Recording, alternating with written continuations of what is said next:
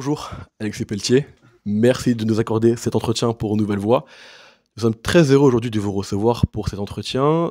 Nous allons parler de vos différents engagements avec L214 et de vos différents projets, vos différentes revendications. Dans un premier temps, est-ce que vous pourriez vous présenter? Donc, qui êtes-vous et que représentez-vous? Donc je m'appelle Alexis Pelletier, je suis co-référent Nord L214, co-référent parce que je ne suis pas tout seul. Et en tant que co-référent, ma mission en fait est d'organiser les actions en fait dans la région Nord pour L214, donc toujours en tant que bénévole. Alors, quel a été l'élément déclencheur de votre engagement avec L214? Donc c'est une histoire qui date un petit peu, hein, donc à l'époque où l'OMS, le premier déclic, ça a été ça, l'OMS qui avait sorti un document scientifique en fait sur la corrélation entre le cancer colorectal et la consommation de viande. Ça m'a amené à me poser des questions sur ma consommation de viande, vu que j'en consommais beaucoup à l'époque. Donc j'ai commencé à réduire forcément beaucoup ma consommation de viande pour ma santé personnelle. À ce moment-là, je m'intéressais beaucoup à l'écologie aussi. Et en fait, l'écologie, quand on s'intéresse à ça, on peut se rendre compte assez rapidement que la consommation de viande est un des facteurs majeurs en fait, du réchauffement climatique.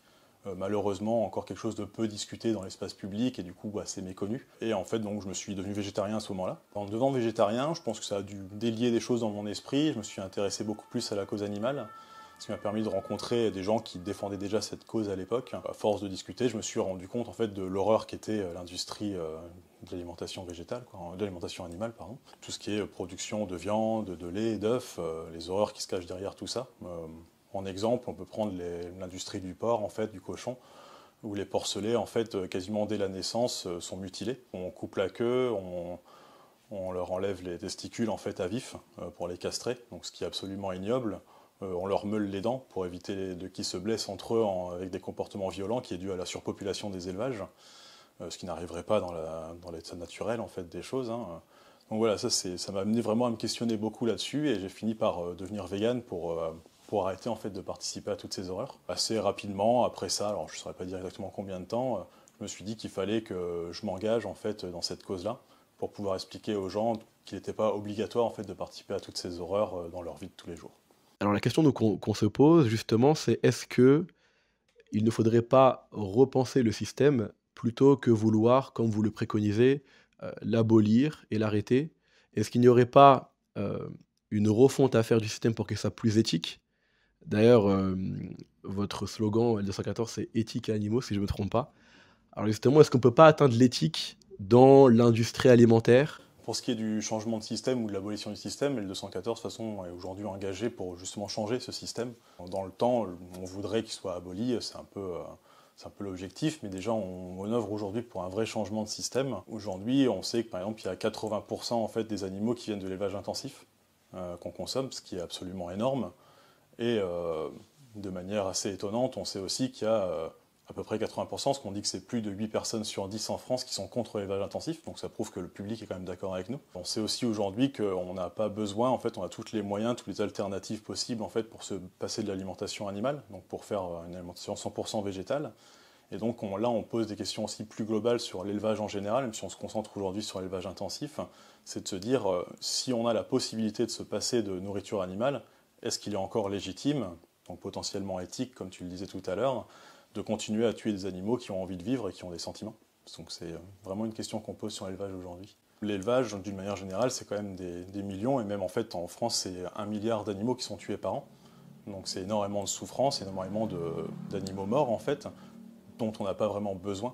Est-ce que selon vous, l'être humain peut réellement, se passer de consommation animale sans avoir de carence en termes de santé, en termes de développement? Vous voyez, c'est un peu ancré dans les valeurs, c'est ancré dans les mœurs, dans les consciences que il faut bien manger. Et bien manger, ça passe par manger de la consommation qui provient, des animaux. Aujourd'hui, effectivement, il y a un vrai consensus scientifique, hein. Il n'y a pas vraiment, dans la science scientifique, il n'y a pas vraiment de débat là-dessus. On sait que un humain peut être en très bonne santé en ne consommant pas de produits animaux, donc avec une nourriture végétale, 100% végétale. On peut trouver, en France, on a un organisme qui s'appelle l'ONAV, si vous en avez peut-être déjà entendu parler ou non, qui est l'Observatoire national pour l'alimentation végétale, qui vise à promouvoir de façon purement scientifique les bienfaits en fait, de l'alimentation végétale. Donc on a vraiment toutes les études existantes aujourd'hui qui montrent qu'à tout âge, et pour n'importe qui en fait, on peut se nourrir uniquement en fait, de nourriture végétale. Le seul complément alimentaire qui est obligatoire aujourd'hui, c'est la vitamine B12, qui est essentielle au bon fonctionnement du cerveau, donc c'est quand même important. Mais de toute façon, en fait, Pour ceux qui se diraient, bah oui, mais ça veut dire qu'on doit quand même prendre un complément, en fait ce complément on le donne aux animaux et du coup on le mange par les animaux. Donc autant le prendre tout de suite que le donner à des animaux pour les tuer, pour les manger et avoir le seul truc qui nous manque. Vous êtes connu pour L214 pour mener depuis des très nombreuses années de très nombreuses enquêtes dans les abattoirs. Alors comment vous menez ces enquêtes-là? Comment vous arrivez à vous aller dans les abattoirs, à filmer, à avoir des informations? J'ai pas vraiment une très grande réponse que je peux donner là-dessus, moi je suis pas dans les dessous des enquêtes de L214. La seule chose que je peux vous dire en fait c'est que c'est pas L214 qui va filmer dans les abattoirs, hein, c'est toujours des lanceurs d'alerte. Donc il y a des gens qui, soit parce qu'ils y travaillent, soit par un autre moyen, ils ont un accès à l'abattoir, qui arrivent à prendre des vidéos, qui sont souvent volées parce qu'il n'y a pas d'abattoir qui met des vidéos pour surveiller ce qui se passe dedans. Hein. Et donc ces lanceurs d'alerte contactent L214 directement pour dénoncer des pratiques horribles en fait, qui se passent dans leurs abattoirs. Il y a un avantage aujourd'hui avec L214, c'est que L214 a une grande notoriété. Et les gens ont de plus en plus de facilité à nous contacter. C'est pour ça qu'il y a de plus en plus d'enquêtes avec le temps qui arrive, parce qu'ils savent qu'ils vont être protégés, qu'on ne va pas donner leur nom à n'importe qui, et que surtout les choses vont changer grâce à leur acte. Alors voilà, L214 a beau être très performant dans ses actions, sans ces lanceurs d'alerte, on ne pourrait pas forcément faire grand-chose, parce que si nous rentrions dans un abattoir, bah, ce serait totalement illégal, et on ne pourrait rien faire des vidéos en fait. Justement, rentrer dans le vif du sujet, de manière concrète, avec ces enquêtes-là, qu'est-ce que vous avez découvert? Donc il y a tout ce qui va être élevage intensif, où bon, clairement, dans l'élevage intensif, il n'y a pas d'animaux qui sont bien traités, ils sont tous entassés, ils sont tous souvent négligés, mutilés, comme je disais par exemple avec les porcelets, hein, c'est un exemple parmi tant d'autres. D'ailleurs, on peut dire qu'L214, en fait, par exemple, pour l'origine du nom, c'est qu'L214 vient en fait de l'article L214-1 du Code rural, qui, depuis 1976, reconnaît les animaux comme des êtres sensibles. Et du coup, le texte L214-1 dit qu'en fait, tout propriétaire d'animaux doit placer ses animaux en fait, dans des conditions de vie qui correspondent à leur état naturel. Donc en fait, là, on peut se dire qu'un élevage intensif, effectivement, bah, on ne peut pas respecter ça, donc on est forcément hors la loi. C'est pas que c'est pas à respecter, forcément, ce ne serait pas possible. Donc dans l'élevage intensif, on peut dire que forcément ce sera hors la loi. C'est très difficile de le faire autrement. Après, il y a d'autres lois qui existent sur des normes sanitaires qui sont plus ou moins respectées selon les élevages. Nous, quand on sort des vidéos, en fait, par exemple, ça va être des animaux qui sont laissés morts au milieu de leurs congénères alors qu'ils devraient être enlevés, donc c'est absolument ignoble.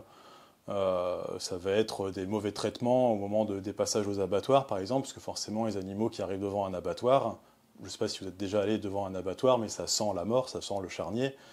Les animaux le sentent aussi, étant des êtres sensibles qui sont capables d'analyser cette information, ils n'ont pas envie d'avancer. Et donc souvent ils sont frappés. On a eu un reportage qui montrait qu'il y avait des gens qui mettaient des coups de tournevis dans les cochons en fait, pour les faire avancer. Donc ça leur faisait beaucoup de mal, qui leur tapaient dessus avec des bâtons. On prend l'exemple par exemple de l'abattoir intercommunal de Craon en Mayenne. Donc il y a eu une enquête aussi qui est sortie il n'y a pas longtemps, où on voit en fait des vidéos en fait, avec des bovins qui sont tués vivants et ils sont en train d'être écorchés vifs en fait, pendant qu'ils se réveillent. Donc ils ont été mal assommés et du coup ils sont tués vivants de cette façon-là. Donc ça a été condamné par l'État et compagnie. Donc par ces actions, on voit que L214 est très actif aussi. Voilà pour tout ce qui est condamnable, hein, effectivement. Et je disais que même dans les petits élevages où on pourrait se dire, bah voilà, l'élevage intensif, c'est forcément horrible. Les petits élevages, il va y avoir des animaux qui sont en plein air, potentiellement qui sont heureux et mieux traités. Est-ce qu'on peut vraiment justifier de mettre à mort un animal parce qu'il a été heureux? C'est une question aussi qui peut se poser.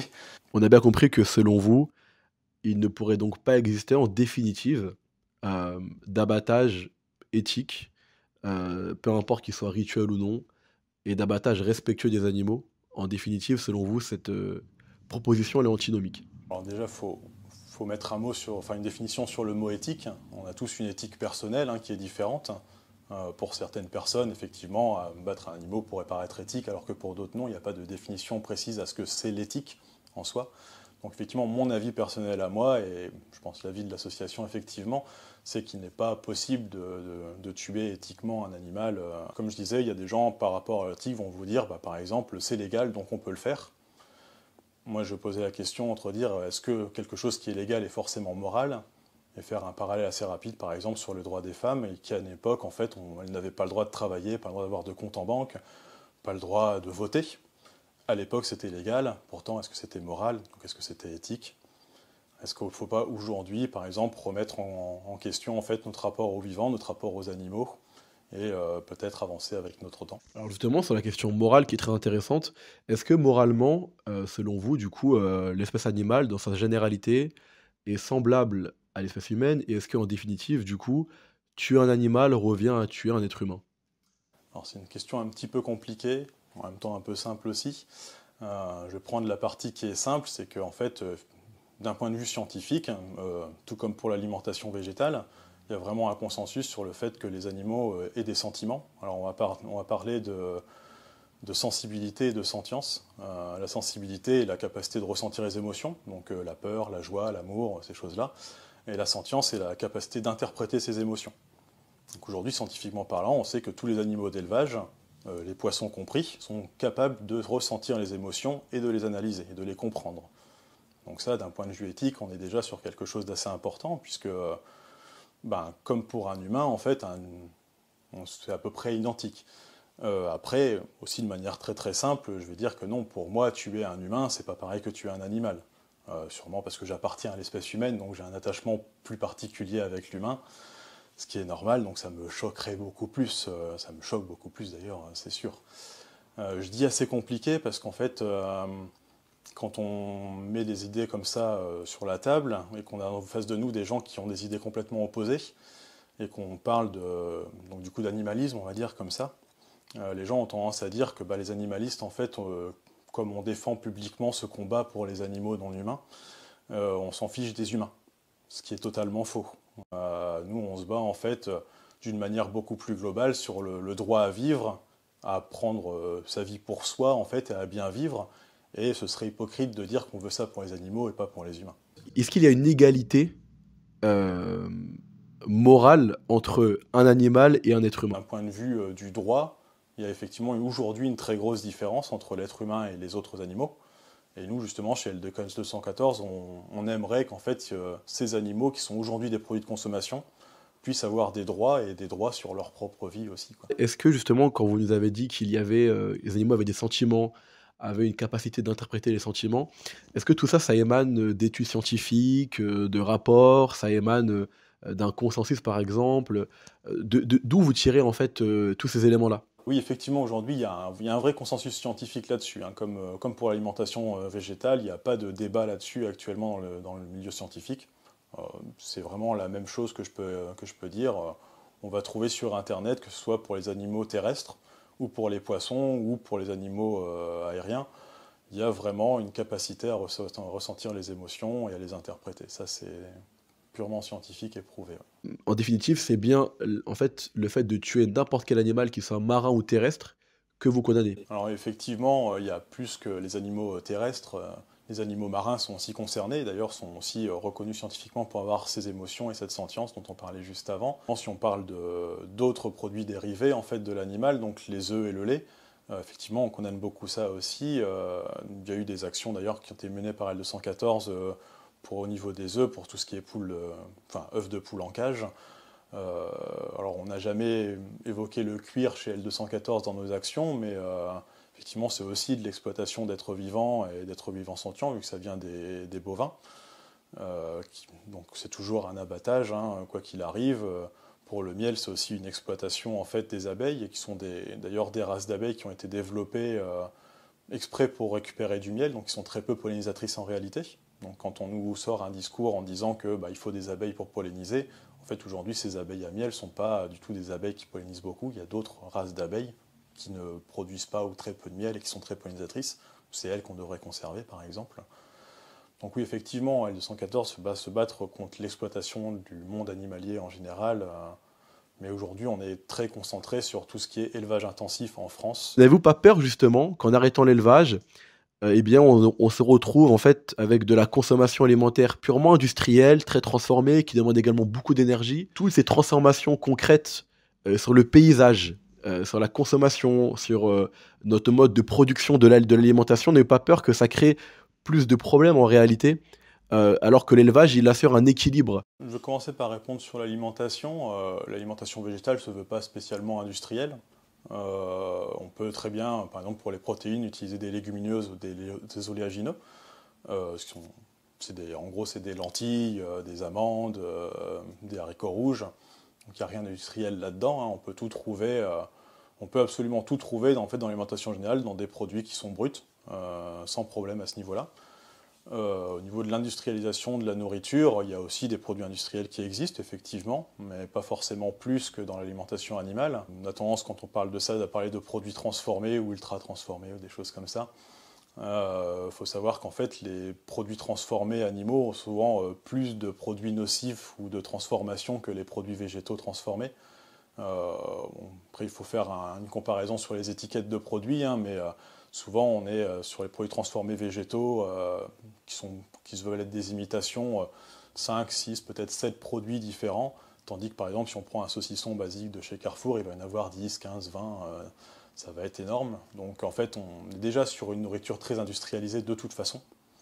Et l'alimentation végétale ne demande pas du tout en fait, de transformation particulière pour le faire. Pour ce qui est du paysage urbain, je ne suis pas forcément très d'accord avec ça. Alors effectivement, il y aura une modification du paysage parce qu'on n'aura plus besoin de ces prairies, vu qu'il n'y aura plus besoin de mettre tous ces animaux en prairie. À savoir que déjà, les animaux en prairie concernent presque uniquement que les bovins. Parce qu'en fait, déjà les lapins, c'est quasiment 100% d'industrialisation, donc d'élevage intensif. Pour les cochons, c'est plus de 80%. Donc on n'en verra pas beaucoup à l'extérieur. Et en fait, c'est essentiellement les bovins et puis quelques chèvres qui sont à l'extérieur. Donc en fait, ce qu'on voit, c'est une extrême petite partie en fait, de réellement l'élevage.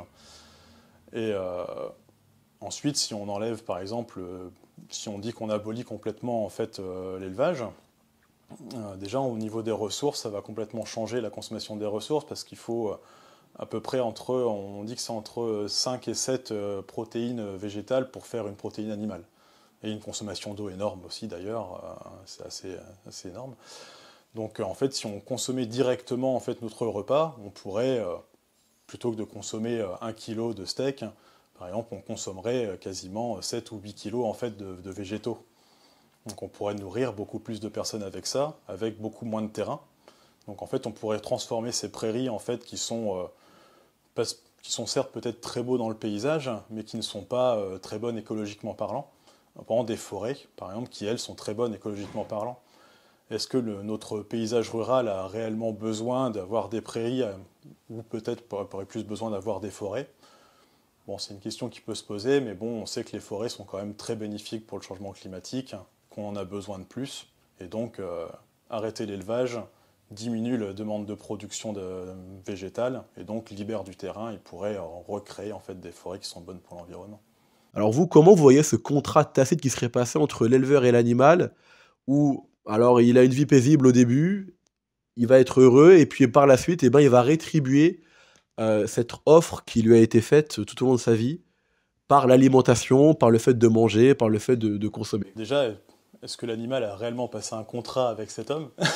C'est difficile à dire, hein. Est-ce qu'on lui a demandé son avis réellement? Est-ce qu'il est d'accord?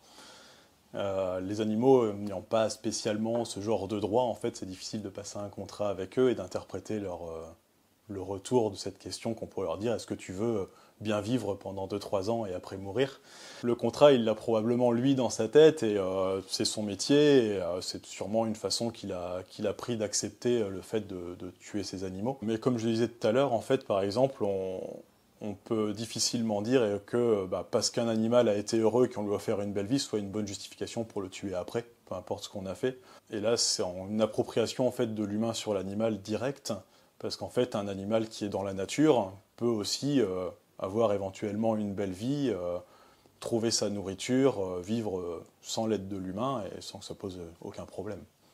Donc justement, comment voyez-vous alors tous ces travailleurs qui travaillent dans le monde de l'industrie animale de manière très générale, ça peut être dans tous les maillons de la chaîne, comment vous les percevez chez le 214, ces paysans, ces éleveurs, ceux qui travaillent dans les abattoirs, bon, encore de manière plus accrue? Est-ce que, pour être caricatural, mais à peine, est-ce que selon vous, c'est des meurtriers qu'il faudrait condamner, poursuivre en justice, des gens qui n'ont pas d'éthique, qui n'ont pas de morale? Comment vous percevez les gens qui travaillent dans cette industrie? On ne condamne pas du tout hein, les gens qui travaillent dans l'industrie. Hein, ces gens ont besoin d'un travail. Donc ils le font et c'est le travail qu'ils ont trouvé. Il faut savoir que chez L214, on se bat contre un système, on parlait tout à l'heure de système, donc on se bat contre un système et non pas contre des personnes. Ces personnes sont comme tout le monde. Après, le système fait que on a besoin de gens pour élever, pour tuer les animaux et pour transformer leurs cadavres en aliments. Donc ça, c'est comme ça que ça fonctionne aujourd'hui. Et voilà, donc nous, on veut changer ce genre de choses. D'un point de vue beaucoup plus pragmatique, en fait, on sait qu'aujourd'hui, les métiers d'élevage et d'abattage dans les abattoirs, en fait, sont des métiers extrêmement durs. Par exemple, le métier d'éleveur est un des métiers avec le plus haut taux de suicide en France. Donc on se rend bien compte que ça doit être un métier compliqué, sinon ce ne serait pas le cas. On sait aussi que, par exemple, dans les abattoirs, hein, on a des taux de turnover et d'accidents du travail en fait, qui sont bien plus élevés que la moyenne française. Donc c'est aussi quelque chose d'important. On a des études en fait, qui montrent que dans les familles en fait, de personnes travaillant aux abattoirs, il y a beaucoup plus de violence familiale, qui est due en fait, à la banalisation de la violence dans leur travail. Donc en fait, quand on voit tout ça, on se rend compte que déjà pour les animaux non humains c'est horrible, mais en plus pour les humains c'est horrible aussi. Ce serait pour nous complètement hypocrite de ne pas prendre en compte en fait, toute la maltraitance sur les humains, alors qu'on défend en fait, la maltraitance sur les animaux, quand on parle justement en les comparant avec leur capacité de sentiment et de sentience identique à celle des humains. Alors justement, de manière très pragmatique, comme vous dites, comment vous imaginez la reconversion de ces millions de travailleurs? Alors j'ai pas les chiffres exactement, peut-être que vous les avez pour moi, qui travaillent dans l'industrie animale, que ce soit de l'élevage à l'abattage? Déjà, effectivement, au niveau chiffre, on n'est pas sur des millions de personnes en France, donc c'est 1,5% de la population française active qui sont agriculteurs et agricultrices. Donc c'est vraiment pas énorme. Quand on dit agriculteurs et agricultrices, c'est pas forcément éleveurs non plus, donc c'est encore moins de cette population-là. Donc c'est pas vraiment quelque chose qui est pourvoyeur d'emploi, l'élevage. C'est peu de monde, alors qu'à une époque, par exemple, si on prend en 1950, c'était un quart de la population française qui était dans l'agriculture. Ça a changé en fait après-guerre quand on a commencé à vouloir faire des grands propriétaires terriens. Donc on a pris les terres de certaines personnes pour les donner à d'autres, pour industrialiser la paysannerie française en fait. Et pour ce qui est des reconversions, par exemple, aujourd'hui on sait qu'il y a énormément de subventions qui sont données en fait à l'industrie de l'élevage. On a des chiffres de 2016 donc qui datent un petit peu, on n'en a pas vraiment des beaucoup plus récents. On sait qu'en 2016 par exemple 64% des éleveurs laitiers en fait, et 80% des éleveurs bovins pour la viande auraient été en déficit sans ces subventions-là. On peut très bien estimer qu'il y a tellement de problèmes qu'on pourrait utiliser ces subventions-là plutôt pour aider à la reconversion des gens. Pour les personnes d'abattoir, je suis persuadé aussi qu'il y en a beaucoup en fait, qui seraient très heureux de faire un autre métier, d'arrêter de tuer des animaux toute la journée et de pouvoir être donnés vers d'autres métiers. Pour quel métier leur donner, je n'ai pas vraiment de réponse, mais on sait qu'à travers le temps, dans l'histoire de l'humanité, il y a beaucoup de métiers qui ont disparu, il y a eu beaucoup de reconversions, beaucoup de métiers qui ont été créés avec le temps. Un changement important va forcément apporter des nouveaux métiers et en supprimer d'autres. Donc il y aura forcément des possibilités pour ces gens-là aussi, quoi. Quel projet concrètement, vous avez réussi à mettre en œuvre, à appliquer? Quel changement concret avez-vous en fait impulsé dans ces milieux-là? En dehors du discours, est-ce qu'il y a des concrétisations, politiques, juridiques, et cetera? Alors il y a des concrétisations, puisqu'on a déjà porté plainte contre plusieurs abattoirs ou élevages qui étaient particulièrement horribles, donc on a mis à découvert grâce aux vidéos des lanceurs d'alerte. Donc ça marche bien, on a gagné pas mal de procès là-dessus. Effectivement, des abattoirs absolument horribles qui ont fermé ou qui ont dû payer des amendes importantes ou des choses comme ça. Donc ça, c'est vraiment quelque chose de très concret qu'L214 arrive à faire. De ce point de vue-là, on pourrait presque dire qu'on est même plus performant qu'en fait que les autorités officielles, puisque sans L214, il n'y a jamais ce genre de choses et il n'y a jamais de condamnation. Tant que ça ne passe pas dans l'espace public, en fait, il n'y a jamais de demande de rétribution aux abattoirs ou aux élevages, ce qui est relativement triste, quoi. Dans les autres choses qui existent chez L214, de manière très pratique, on a le site qui s'appelle Vegan Pratique, justement, donc il porte très bien son nom, qui vise à promouvoir un peu l'alimentation végétale. Donc c'est un site qui est essentiellement avec énormément de recettes. Donc si on va dessus, on peut trouver énormément de recettes. Peu importe le niveau qu'on a en cuisine, il y a des recettes très simples, des recettes beaucoup plus compliquées, et qui contient aussi beaucoup d'informations en fait, sur comment équilibrer son alimentation végétale et comment faire sa transition en fait, vers l'alimentation végétale. Dans les autres choses qui ont eu un gros impact en fait, aujourd'hui sur la consommation, il y a une campagne qui a été lancée en 2010 contre les œufs de poule en cage. Grâce à ça, en fait, on a réussi à faire reculer le nombre de poules en cage en fait, pour les œufs. On est passé de 80% à 23% aujourd'hui, ce qui est assez énorme. Ça avait eu un impact assez fort à l'époque, le public était vraiment très d'accord avec ça, donc ça a très très bien marché, il y a des lois qui sont passées là-dessus. Ensuite, on a aussi une campagne qui est encore actuellement en cours, qui est la campagne qu'on appelle ECC, qui est European Chicken Commitment. Donc c'est une charte européenne qu'on propose aux industriels en fait de signer qui vise à bannir les pires conditions d'élevage. Donc c'est-à-dire donc c'est pour les poulets essentiellement, hein. Les pires conditions d'élevage, c'est par exemple le fait qu'un poulet n'ait que l'espace d'une feuille à 4 pour vivre. Actuellement, c'est ça dans certains élevages, donc c'est vraiment minuscule. Qui n'a jamais d'accès à la lumière du jour, donc on demande qu'il y ait juste des ouvertures dans les toitures, même si c'est juste des fenêtres, en fait, pour qu'il y ait un minimum de lumière naturelle dedans, qu'il ne soit pas, par exemple pour l'abattage, pendu vivant par les pieds et égorgé de cette façon. Oui, on ne demande pas vraiment d'améliorer super le niveau de vie des poulets ni de les rendre heureux, mais vraiment de bannir le pire avec ça. Et on a aujourd'hui beaucoup de signataires quand même, en France et dans toute l'Europe, hein. On va penser à des grosses enseignes comme Burger King, KFC, donc qui sont quand même des gros acteurs du poulet aussi. On a aussi pas mal d'enseignes propriétaires des grands magasins, donc comme Carrefour ou Monoprix ou des choses comme ça. Donc ça aussi un impact vraiment important, et parce que ça va toucher à des millions d'animaux et améliorer les conditions de vie dans des élevages intensifs quand même, pour des millions d'animaux. Donc c'est vraiment très important. En fait, on a quand même vocation à promouvoir l'alimentation végétale. Donc, le fait de montrer ces choses-là, on espère que ça va ouvrir les yeux un petit peu aux gens qui vont se mettre à consommer un peu plus de végétal pour participer beaucoup moins en fait à la souffrance animale. Justement, est-ce que vous avez constaté au fil des années une évolution positive dans les modèles de consommation chez les Français notamment, pour parler de la France plus particulièrement, c'est pour élargir la focale à l'Union européenne si vous voulez, en tout cas à l'Europe. Est-ce que les Français sont des bons élèves en matière de consommation végétale?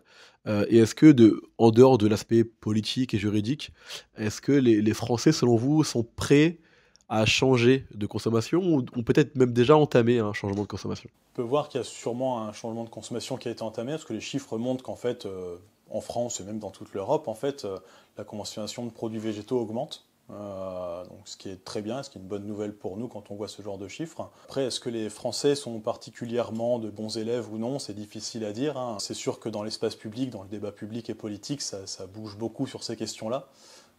Pas souvent en très positif, hein. On a vu dernièrement des lois qui sont passées pour interdire les dénominations de steak végétal ou de merguez végétal ou de choses comme ça. Effectivement, il y a quand même quelque chose qui est difficile à faire passer en France, ce qui n'est pas le cas dans les autres pays développés. Par exemple, on peut prendre les États-Unis qui parlent de fromage de soja depuis 15 ans sans que personne ne réagisse. On peut prendre l'exemple aussi de l'Allemagne qui est vraiment juste à côté de chez nous pour le coup.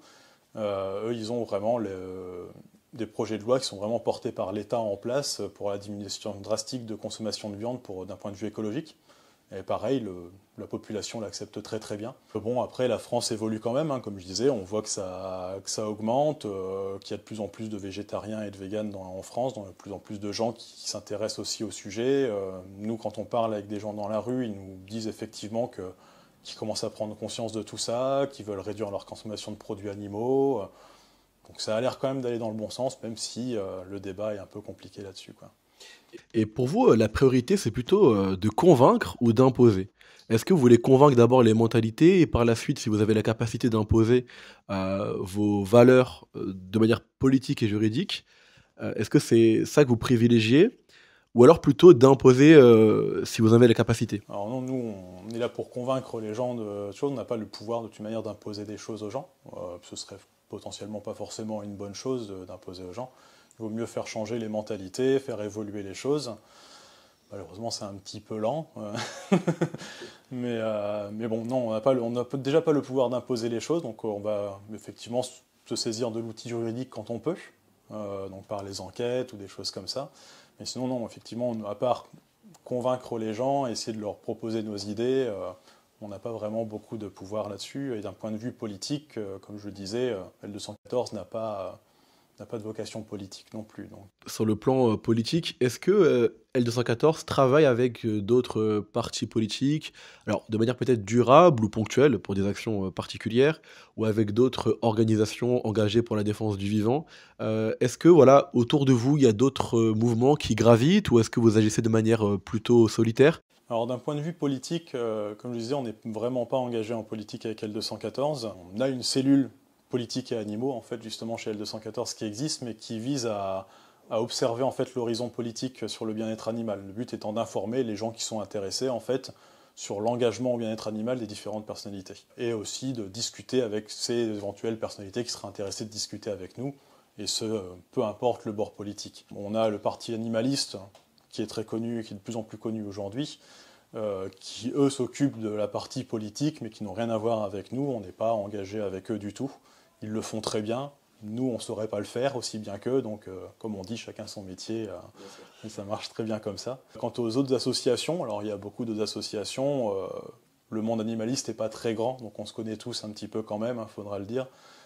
Moi-même, hors de mes fonctions en fait, chez L214, je milite avec d'autres associations.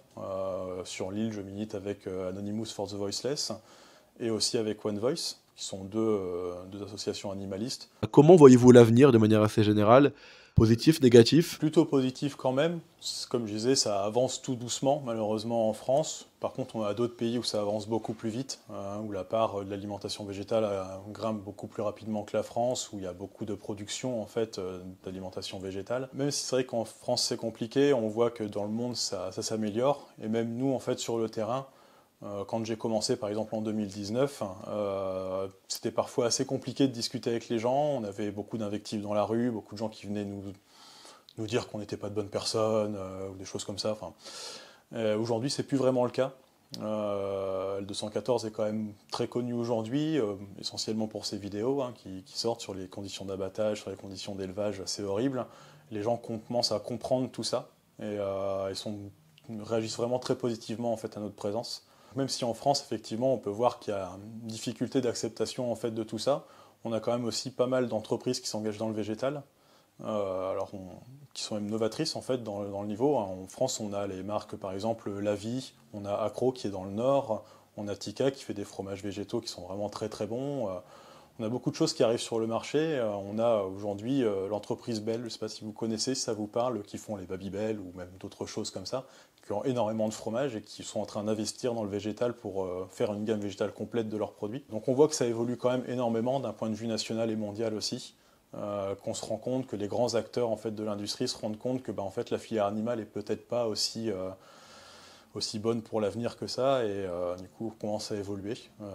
Donc c'est très bien, je pense. Okay. Plutôt positif. Merci beaucoup en tout cas Alexis Pelletier pour cet entretien. Et voilà, si vous avez aimé cet entretien, vous n'hésitez pas donc à l'aimer, le partager et à réagir en commentaire. C'est très intéressant pour alimenter le débat et à partager cette vidéo. Merci à vous en tout cas d'être venu. Invité. Avec plaisir, et on se dit à très très bientôt.